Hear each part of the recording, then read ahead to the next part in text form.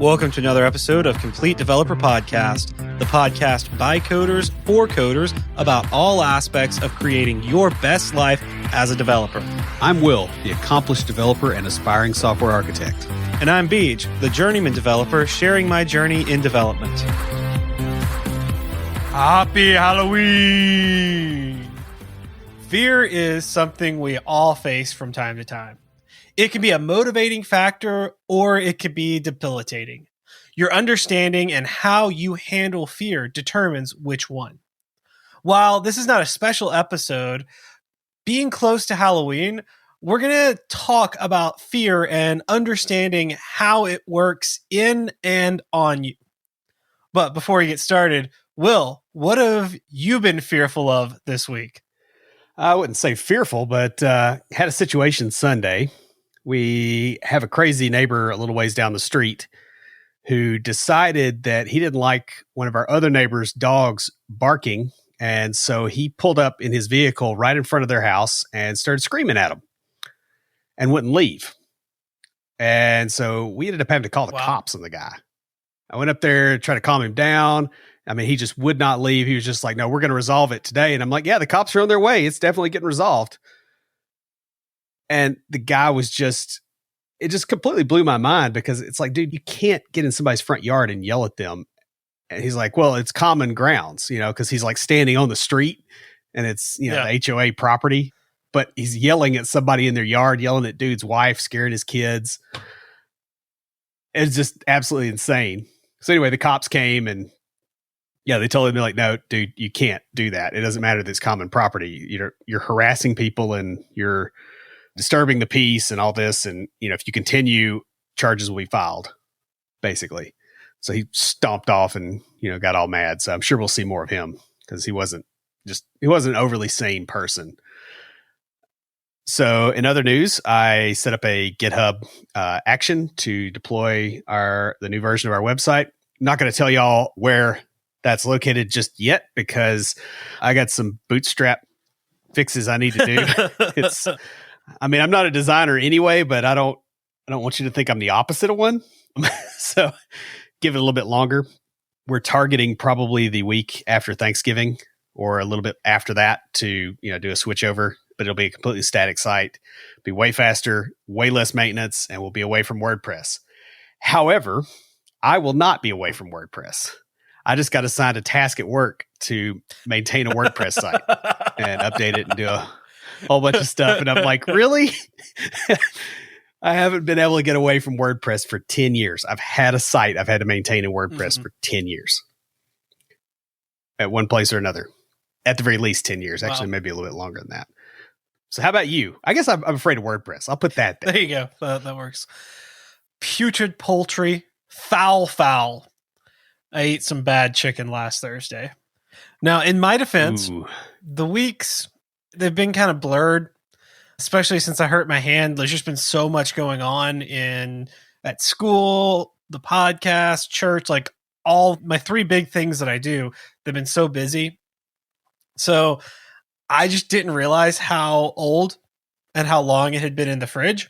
I mean, it didn't smell, no mold. It didn't look bad. But needless to say, I got sick. And of course, that threw me into an IBS flare-up that I'm still dealing with.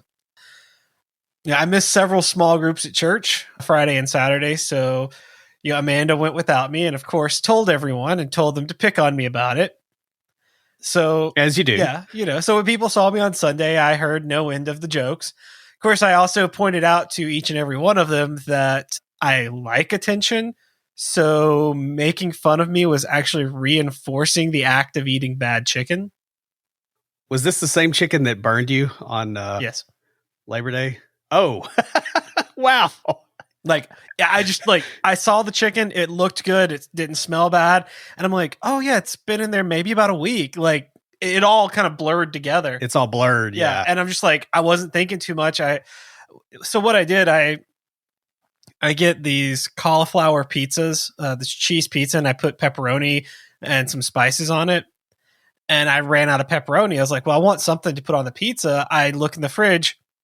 There we go. There's this chicken. I'm like, hey, I can strip the chicken and put some buffalo sauce on it. It'd be a good pizza.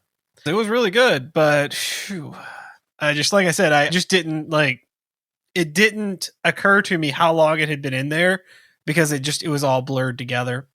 So in better news. Yeah, you cooked it on like March the 190th, right? Yeah. So I get it. In better news, the day after this episode comes out, I'm getting a new tattoo. So hopefully my GI issues will be better by then. Yeah, hopefully. So we have a new patron. Yeah, we'd like to say thank you to Dave Gold for joining our group of patrons. Yeah. So guys, this puts us $2 short of our next goal. That's really awesome. You guys have really stepped up. We just really want to thank you all, to all our patrons, for helping us out and helping us get to our goals and helping fund the stuff that we do here. Speaking of funds, you can take your financial confidence to the next level. Lucas Casares is a fee-only certified financial planner and financial coach who serves tech professionals with his company, Level Up Financial Planning, and he does this virtually out of Fort Collins, Colorado. Level Up Financial Planning, just like us here at Complete Developer Podcast, believes in the importance of having a real plan and taking action so that you can live your best life. A lot of times people think that they're too young or don't have enough investments to work with a financial planner, but Level Up's unique pricing model allows you to pay monthly and without requiring investment management. So why wait to feel confident about your financial decisions? Best of all, Lucas and Level Up Financial Planning is a fiduciary for his clients, and that requires him to act in his client's best interest.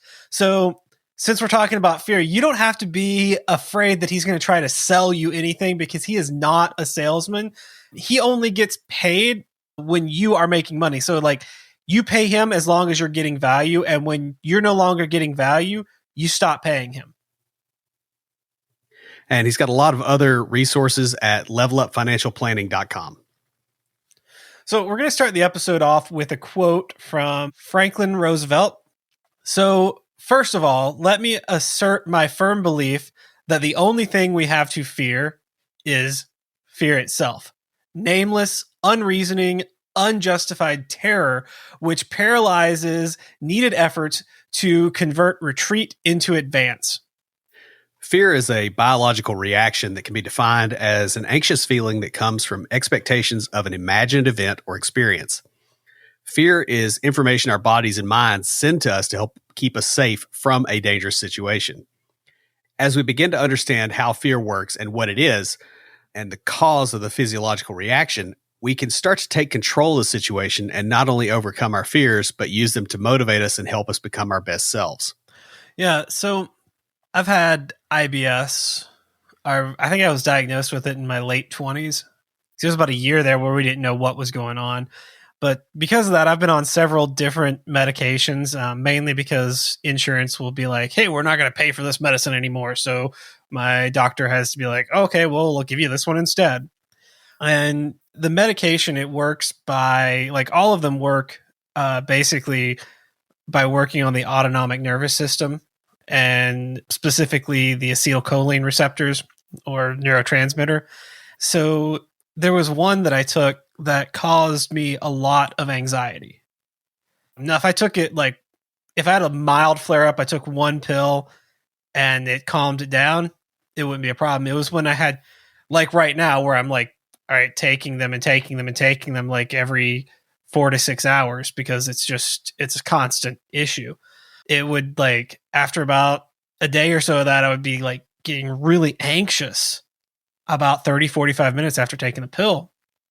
And first few times that happened, I didn't know what was going on. I thought I was having a panic attack. I'm like, why am I feeling so just freaked out and anxious and stuff? And then I started to realize, hey, it's happening, around the time these pills take effect, after I've been taking them for a while. And, knowing the mechanism of action behind the medicine, I kind of knew, all right, well, that makes sense that it's triggering that. But I tell this story to say, sometimes we get these feelings of fear or anxiety, and understanding where it comes from.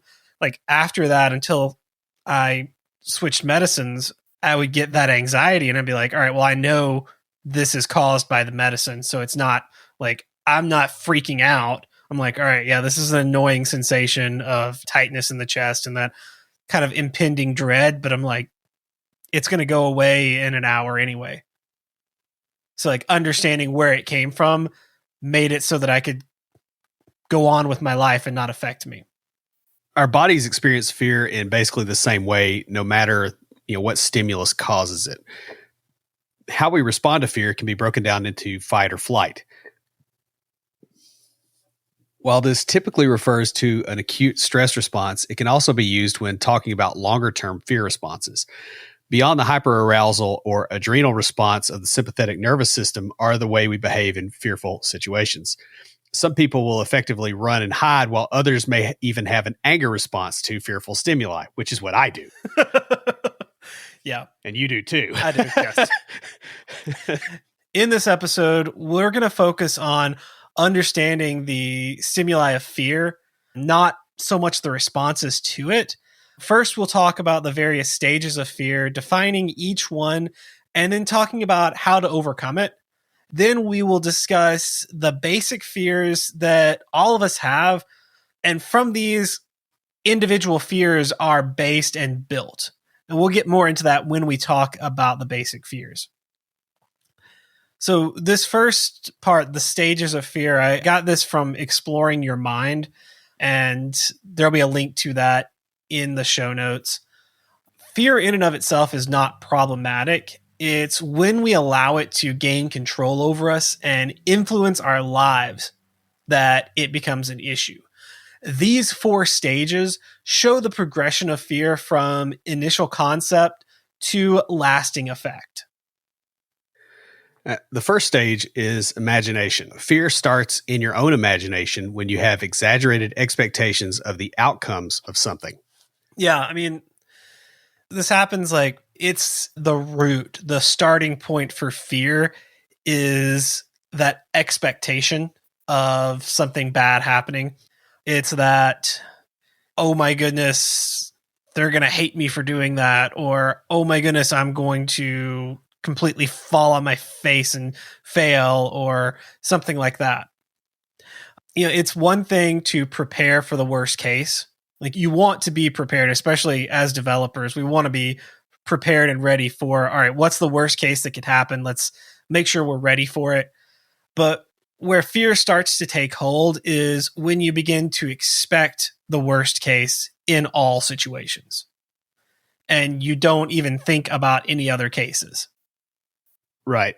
I mean, I guess, there's probably a component of that as far as like getting trained to expect the worst.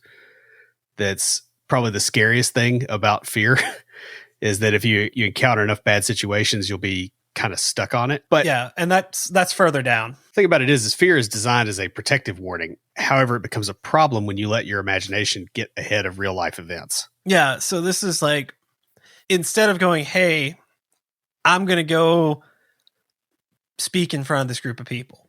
Let's talk about a really easy situation here, because there's a lot of like, it's easy to see where the imagination comes in here for this fear.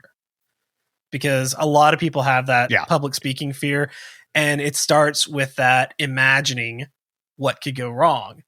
So worst case, like looking at it, like the healthy way to look at worst case scenario. All right, what if I forget what I'm talking about? Well, I'm going to have my notes. Like you use that as all right, I've got these backup things. I've got my note cards, I've got my slides, I've got notes on my slides, I've got that, and I can just straight up read from those if I forget everything. If I stumble over my words, well, I'll just make a joke about it. That's healthy.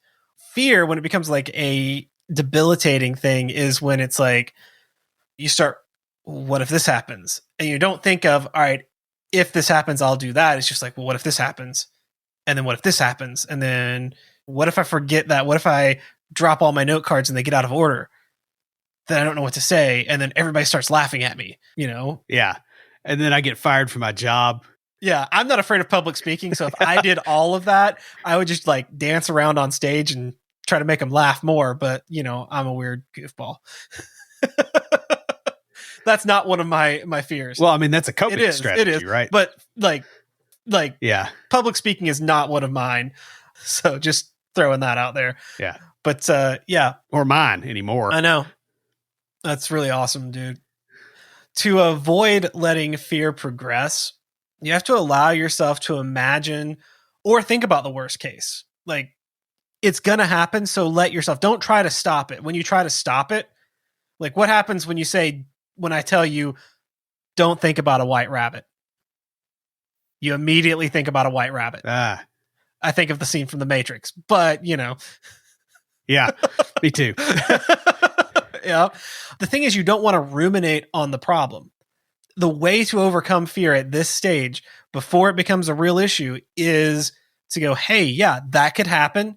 It goes back to some of the stuff we talked about with meditation. Like when you're trying to clear your mind and you have thoughts pop up, you go, yes, that is a thought, and let it pass. You go, yes, that could happen. And if you can't let it go, then you go, all right, well, what would I do in that situation? How would I resolve it? What can I set up now to prevent that from causing a problem? Like I said, if your fear is... Right. So it's sort of like you're talking about, what if I drop my note cards? Mm-hmm. Mine are numbered for that reason. Because it idiot proofs it, because I had that thought pattern. Going in, it's like, all right. Because I could recover from it, make it a comedy routine, but it's probably better that I don't. Yeah. Because my comedy tends to be a little bit more coarse in that kind of situation. So next comes the thing you should fear. Fear. Play on words. Sorry. Yeah. And yeah. Fear comes in two separate yet intertwined forms, mental and physical. Imagination is the initiation of fear, but the next middle step is rumination, which creates a negative feedback loop that prevents you from thinking in realistic terms. Yeah. So like we were talking about this with the imagination, like when it goes from being, hey, this is a healthy, prevent you from, making mistakes or help you to prepare for, oh, what if this happens, to a debilitating a problem. And that is that rumination. When you start just ruminating on the problem and not thinking about the solution. Now, physically, it can manifest as a rapid heart rate, rapid respiratory rate, shakiness, jitters, and even tightening of the vocal cords to create a higher pitch in your voice. Yeah, that's one of the physiological things that's extremely frustrating about fear, because it's like, that doesn't seem like that helps. I would want it to go deeper. Make me sound bigger instead of make me sound like a rabbit on helium, What does a rabbit on helium sound like? I don't understand that. I don't know. I don't understand that evolutionary adaptation. Like, that one does not make sense to me. Like how it occurred that way. Mm-hmm. I don't get it. Well, I think it goes back to like, it's preparing your body for that fight or flight. So like it's streamlining everything. So you're not going to do a lot of talking when you're fighting, unless you're in the movies. Right. And then you talk the entire time and crack jokes while, people are exploding around you. That's great. But the rest of the real world, that's not what happens. No. Yeah. Now, this is the point where relaxation and mindfulness techniques come into play. It's really amazing how you can affect your thought process by gaining control of your physical responses, such as lowering your heart rate through meditation. Yeah. Just your breath work alone when you're in a stressful situation can really kind of lock that stuff in. I know I had to do that Sunday. And I wasn't afraid of the guy. I was so mad I was shaking. Yeah. Yeah. But it's the same kind of thing. You got to lock that in and shut it down. Mm-hmm. That makes perfect sense. I think I've quoted this in other episodes where we mentioned fear or meditation, but I think it's a Bene Gesserit prayer from Dune.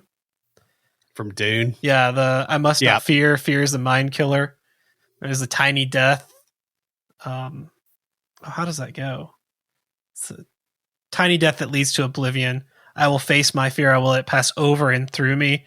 And once it is gone, I will turn and look at its path, and only I will remain, or something to that effect. I used to have it memorized. I've got the Yeah. gist of it now. That was like 20 years ago when I read that book. Whereas for me, it was early summer and I don't remember it. So That was that. Like, I remember a lot from the book and the movies, and they're coming out with another one, by the way. But that was a one thing that stuck with me more than anything else. Was that one, like, it's not really a mantra, not really a prayer, just whatever it is. There, just like it's an attitude expressed verbally. Yeah, that's good. That attitude that just like, all right, you know what? I'm going to look at it, and it's like we said, you address it. You go, yep, that's a scary thing. I'm scared of that. All right, let it pass through me. When I turn around, it's just going to be me. So what happens if you don't do that? If you let that fear take hold? Paralysis and acceleration. If you hyperfocus on the feeling of fear or the physical manifestations, you'll eventually get to paralysis and acceleration of those feelings. This is what FDR meant when he was talking about fear being the only thing to fear. It's that paralysis that comes from fear, or that inability to do anything or to take any action. That's what the thing from Dune that we were just talking about, the whole point of that is to stop fear from taking hold and from causing that paralysis. Is to say, you know what, I'm going to let that emotion, I'm going to experience that emotion of fear. I'm going to experience that physiological effect of fear, and then I'm going to let it go on. I'm going to face the fear. I'm going to let it pass through me. I'm going to experience it, not... Yeah, I'm going to experience it, but not be controlled by it. And what happens when you are controlled by it is it creates a paralysis. It prevents you from being able to do anything. You freeze up. I mean, you see it in TV shows and movies all the time where like they're trying to show people being afraid and they freeze up. Right. Now, on the other side of the spectrum, yet just as dangerous as paralysis, you could get acceleration. And what this is doing strange, useless, sometimes even superstitious things to prevent the thing you fear.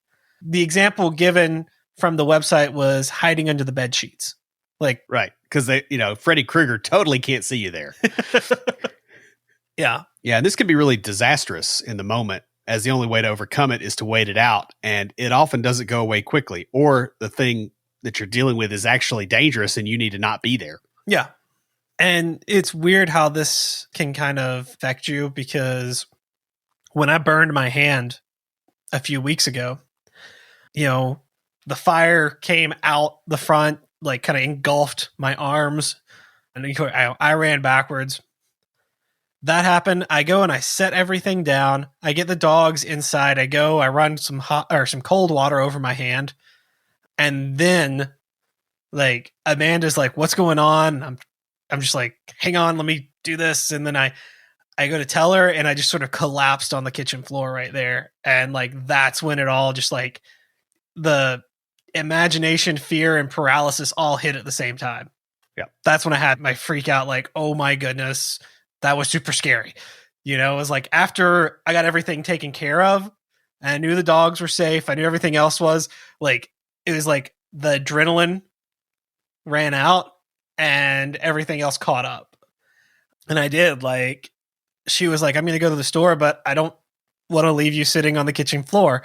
Like, she was going to go get some lotion and stuff for my hand. And she's like, "I don't really want to leave you just like panic attack, like on the kitchen floor." And I'm like, "It's okay, go." I was like just sitting there like rocking and shaking. I was freaking out, man, because that was scary, y'all.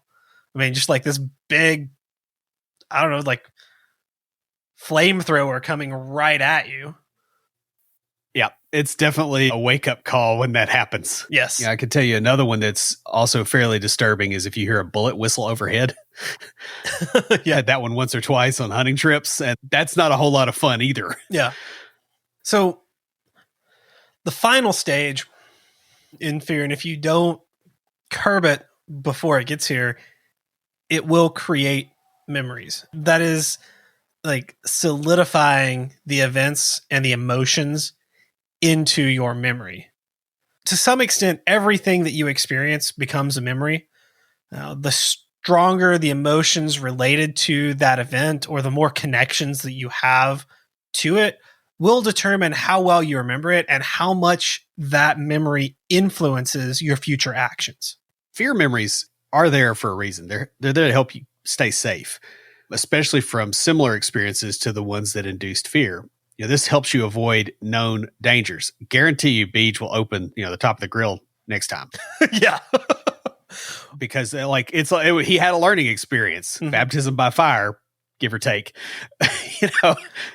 but it hasn't stopped me from grilling. Right. It hadn't made you like, if you see a flame on a candle somewhere, freak out and go running into traffic either. Yeah. It was a reasonably well-adjusted memory of the incident. This stage is the most insidious, as rather than paralyzing you in the moment, it can paralyze your future actions. Like, it can get out of control and you can let fear run your life and prevent you from living your best life. Like, I could let that incident control my life and prevent me from ever grilling again, or even going to a cookout. If, hey, there's going to be a open flame grill. No, I'm not going. I'm cool. I'll just heat my stuff up in the microwave. It's good. Yeah. No, I'm not going to let that happen because, let's be honest, y'all, I love cookouts and burgers and smoking meat and all that stuff. Yeah, you just don't want the smoking meat to be part of you. Right. Yeah. That's all. It's a small request. No big deal. Yeah. While it's good and normal to have fear of dangerous situations, you need to face your fears or memories of fears and overcome them so that you're not trapped by them. Now, there are 5 basic fears, and we got this list from Psychology Today. Psychologist Dr. Carl Albrecht lists 5 basic fears from which all other fears are derived.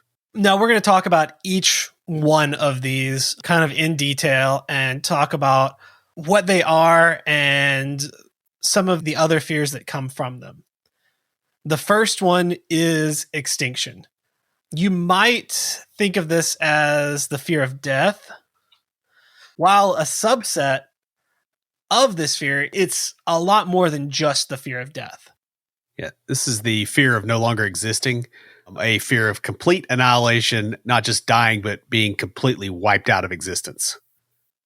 Like, this is your whole tribe is gone, your whole way of life is gone, that kind of stuff. It also includes fear of your future generations being gone. So like the fear of, harm to your children and stuff like that are incorporated within this. Dr. Albrecht states that it brings up a primal existential anxiety in normal people. Yeah, it's the sense of dread you get looking down from a cliff or a tall building. It's part of the thrill from cliff diving, bungee jumping, and even roller coasters. And this is why we have the fears of heights, fatal diseases, or darkness. It's a primal part of our psychology that's there for pretty good reason. Mm-hmm. So the next one is the fear of mutilation. And this is the fear of losing a part of yourself, your body, and it could be any part, not just limbs or sensory organs. Yeah, like the one that bugs me is teeth. Yeah. I've had nightmares of now. I mean, there's very few things that will make me wake up just cringing and sweating, but that, can't stand that. Yeah. And it's not just limited to like losing it or even losing it in a painful way. This fear includes the functionality of a part of the body or having bodily boundaries invaded, such as like by insects or parasites and stuff like that. Yeah, fear of mutilation is exploited a lot in horror movies, especially ones like Saw. Yeah, at least I think, for instance. I never did see Saw. But have you ever seen The Sea? English is not really a good language, is it? I just had to. I'm sorry. I know. I just made it worse. It's been a while since I've made that joke. It really has. No, I have some ideas from the basic premise of Saw. It was like the cut off your own limb or die or something like that in some of the situations. I think I like I said, I haven't seen the movie. Yeah, I just give or take. Yeah. But that's one of the big fears that was at play here. The fear of mutilation also contains the fear of things like bugs, spiders, snakes, larger animals as well that, can do serious bodily harm. Like when you're out in the woods and you see a bear come through, you do have an instinctive reaction. Actually, this makes me think of a picture that I keep wanting to buy and I keep forgetting to do it. This guy took a picture of a lion. It's a Pakistani photographer that took a picture of a lion, and the lion is starting to snarl, and it's got to look at it. Like you can tell it's about to attack. And just looking at that picture, you kind of, tighten up. It's not like you have an involuntary reaction to a flat piece of paper, that picture on it. Mm-hmm. It's really cool. But yeah, that is definitely something that's very deep in our psychology. Yeah. When I was talking about the freak out I had after I got the dogs in and I knew everything was safe, like this is what it was. Like I think I even told Amanda, she was like, are you okay? And stuff. I was like, just, I don't want to end up like Johnny Tremaine. You remember that story? It was from the Revolutionary War. He was a blacksmith's assistant, and I don't know if you had to read this when you were in middle school or not, but basically an accident had mutilated his hand so he couldn't hold a rifle. No. Yeah, I do vaguely remember that now. So like that was the fear that was going through my mind at that point in time, that my hand was going to be mutilated and I wouldn't be able to type or anything or play guitar. Yeah. Like that was this fear right here, this fear of mutilation. Like, guys, it was intense. You used to have that freak out moment. It was hardcore. So another major fear is the loss of autonomy. This includes things like claustrophobia, but the fear of loss of autonomy takes physical shape in a fear of being trapped, imprisoned, paralyzed, smothered, or otherwise immobilized or restricted. So it's basically like if Waffle House does this to their hash browns, this is the things you're afraid of. Right? Wow. Yeah. It's my mom is claustrophobic, so like she doesn't like large. My dad is. Yeah, she doesn't like large crowds because she feels trapped in them. She doesn't like going in caves because she feels like smothered and stuff. Which is so funny because I love large crowds because I feel like, hey, if I need to, I can just get lost in the crowd, right? And I enjoy spelunking when I have the time and am in shape to do it. I probably need to exercise more before I go do that again. It's been over a decade. Unless you count, Ruby Falls? Yeah. Went there with my family, but that's not really, that's just like... That's like Cumberland Caverns. It's like you're on walkways and stuff. You're not climbing through slime and... Yeah. The other side of loss of autonomy, though, goes beyond physical autonomy into social interactions and even relationships. Loss of autonomy in relationships. Yeah, this includes fear of being controlled by circumstances, situations, and other people beyond our control or influence. It's a feeling of powerlessness. Yeah. See, this can come when you get into a emotionally abusive relationship. If you've been in one of those, you get out of it, and then you're scared to get into a relationship again because you're worried that that's going to happen again. Another thing here that is really a big one is job loss. It's like this fear of, if I don't do like toe the company line or do as I'm told, if I disagree with the boss, they might fire me and then I won't be making money. I won't be able to live the way I want to live, which is why we here at Complete Developer Podcast have several times advocated for having several months worth of bills, set aside in an emergency fund so that you don't have to be controlled by this fear. If you have to walk away from a job because they ask you to do something that you don't want to do, or because they're going a direction you don't want to go, it may not even be bad. It may just be, hey, they're going towards Angular and you really, really don't like Angular and you want to do React. So you can walk away. I mean, that's a silly example, I know, but yeah, I got fired for insubordination because I refused to do something illegal years ago. And that company later, the people in charge of it later got prosecuted, not for that thing, but for other even more illegal things that they were doing, wire fraud and that kind of stuff. And it was really nice to have money sitting aside because it's like, you guys can't make me do it. Like, you're not going to be able to hold the potential of losing everything I own over my head because you don't have that kind of leverage anymore. Yeah, that's really nice. Since I've been building myself back up, I've built a decent emergency fund. And while I don't plan on anything like that happening with my job, I don't expect it, and I don't plan on leaving it anytime soon. It's nice to know, hey, if anything came up, I'm covered for a little bit, and I can take the time to find a new job. Like, you've talked about it in previous episodes where you took a job because I think it was right after your daughter was born, and you took a job that wasn't really the best fit, but you needed the money. Right. And this is that same fear that, hey, I've got to meet the bills. I got to, have that. So yeah, that job was actually right after the one where I got fired. And it took a little while to, get something else. It was before my wife got pregnant with my daughter, but we were already kind of talking about it. And okay. Yeah, and I knew it was sometime around then, and I just couldn't remember exactly. Yeah, and it wasn't a bad job. It just wasn't quite. It was too corporate. Yeah, but I stayed there for 3 years. It was a good team. Yeah, it's really nice to be able to do that and to not be scared to death that you're going to lose everything, because it makes you make dumb decisions. I've also taken a job that was an absolute death march, awful. I've actually taken more than one like that because funds were low for one reason or another. I think, one case I just paid for a new air conditioner, cash, just like, all right, here, go away. Don't hit me with payments and stuff. And that wasn't a really great idea. And so I got stuck in a job that was 80-hour work weeks and just, really bad conditions. Yeah. So the next fear is fear of separation. As humans, we tend to have a strong need to belong.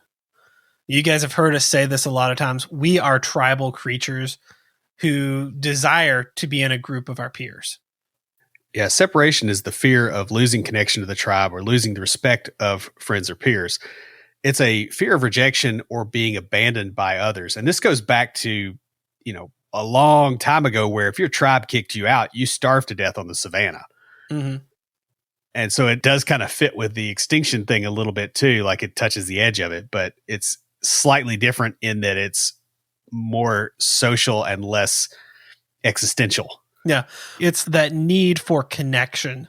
I think it's translated differently from that.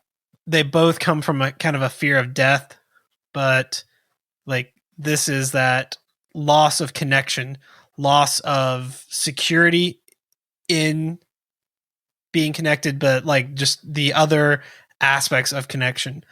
The thing about this is it can cause relationships to last longer than they should because one person is afraid of what they will lose.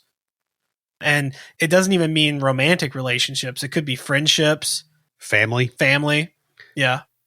But it's also like a fear of disagreeing or arguing. Like there's some people who won't stand up and won't disagree because they're afraid of this separation, of losing that relationship or what other people will think if they disagree with them. Yeah, I actually had a discussion fairly recently about that, where I disagreed with somebody else about how to deal with a couple of people, kind of in the outer rim of my social circle, but in the inner rim of theirs, because I find those people to be toxic and just, I don't want to be around them at all. And the other person was like, well, you don't want to, burn bridges. And I'm like, yeah, I kind of do. And the fear reaction is, hey, their side was, well, what if we lose these people? And the fear reaction from my side is what if we keep them? Yeah. And it's a very strange thing when you both realize you're operating from a place of, some degree of fear versus actual like reasonable communication. If that makes sense. This is a lot of where personally my fear of missing out comes from. It's like, I don't so much fear missing the activity or the event. It's the going through it with the people. Right. You know, it's the connection and the shared story, the shared experience, really, that I like. That is what I fear missing out on when I have that fear of missing out. Now, interestingly, on the other side of the same fear, you know, the other side of the coin, this can lead to a fear of intimacy. To avoid being hurt by not putting yourself into hurtful situations. Yeah, or taking risks just in general around other people. Yeah. Because they might see you looking like a dork and playing D&D, for instance. Yeah, I know quite a few people who are like this, and it really stunts them, and they don't realize they're stunted. Yeah. That's kind of the worst part of it, because they think they're being strong. Mm-hmm. You remember my first heartbreak? I think I've told you about it. The girl who we went up to Connecticut to meet her family, for me to meet her family over Easter, and she broke up with me while we were up there. Yeah. Her biggest fear with breaking up with me, and the reason that I guess she hadn't done it before, is she was worried about losing all her friends. Because most of them had known me longer. Right. Or liked me better, was her words. But I mean, Will's met her, so like that's not bragging for me saying that. It was just the truth of the situation. Yeah, well, I'm afraid of being honest right now. She stayed in that relationship with me longer than she wanted to, which ended up hurting both of us, because had she broken up with me sooner, would not have hurt me as much, you know? Yeah. But yeah, like, she stayed in there longer than she should have because she was worried about losing friends over it. It's like, people would have respected her more, I think, had she broken it off earlier. Yeah. Rip that Band-Aid off. Yeah. Now, on a personal note, like, from my perspective, I'm a 2 on the Enneagram. And if you guys don't know what that is, you can look it up. We got some stuff on that coming up in the future. But because of that, separation is one of my primary fear motivations. That makes sense. Yeah. Like I said, I talked... It fits with behavior. Yeah, I talked about the FOMO, but like, that is one of my primary fear motivations. And when I really think about it, it explains when I have gotten close to someone, like in a relationship, the few times that I've allowed myself to do that, the breakup was so devastating to me. Yeah. You know? Whereas other relationships where I kept my distance, I was like, all right, whatever. Yeah. Yeah. Next. I remember one girl that I dated when we were in college. You remember her. Uh-huh. Because you went on a date or two with her years later. I mean, we went out to dinner a couple times. Okay. Because my grandparents lived in the same town as her. All right. But it was mainly, I wanted to miss out on family drama. Was mainly the reason there. Anyway, just so you know, when we went out for a month or two, and she was like, "Hey, I'm not interested in dating." I was like, "All right, cool." Like, because I hadn't made that connection, so I'm just like, "All right, cool, let's be friends." And then it surprised her when I was like literally being nice and friendly to her, because people say that they don't mean it. It's like, so I remember that. That's like just something that sticks in my head about that. All right, guys, the last one we're going to talk about is the fear of ego death. Feelings of shame, victimization, worthlessness, and humiliation define this fear. Right. So it's the fear of loss of integrity or of destroying your own ideas of being a lovable, capable, or worthy person. So to some degree, I think a lot of developers get this a little bit when they have a code review. Yes. Because it's like, oh, somebody didn't like the way I did this. I'm, just a terrible programmer and I should go be a plumber or something. It's weird. This one really breaks a lot of people. It is very difficult to overcome this one. Now, sometimes it's used as humor in like TV shows and stuff, but humiliation, it can be just straight up devastating and make you want to crawl in a hole and disappear. Even when it's not humiliating, or it's not meant to be humiliating, if you perceive it as such, it can still be very devastating. Yeah, and I even have a hard time watching other people go through this. Because I'll empathize. Like, I cannot watch a Ben Stiller movie for the most part. Oh yeah, I'm the same way. Because that's the humor in there, and it just I can't. It's like nails on a chalkboard to me. Like, I will just my sisters liked that kind of humor, and I would watch TV shows and movies with them, and I'd just get up and walk out. So I'm like, this is not my thing. It bugs me. Now, another example of this is shame for doing something wrong. Now, while this is appropriate to some extent, when it's taken to an extreme fear of ego death, it leads to a fear of failure, making mistakes, or any fear of criticism. So you'll get to a point where you're like, hey, I'm afraid I'm going to screw this up. And, I've seen people like go into business like this, right? They maybe borrow money from family, and then they're just terrified to make decisions that they have to make to get their business working. And they're afraid that I'm going to lose this money that somebody, loaned me, and they're going to know I'm a failure and all this other stuff. And they end up being a failure because of that, not because of their ideas. Yeah. They refuse to either make the decisions that they need to make or take the risks that they need to take. And yeah, that's where that shame side of this ego death comes in.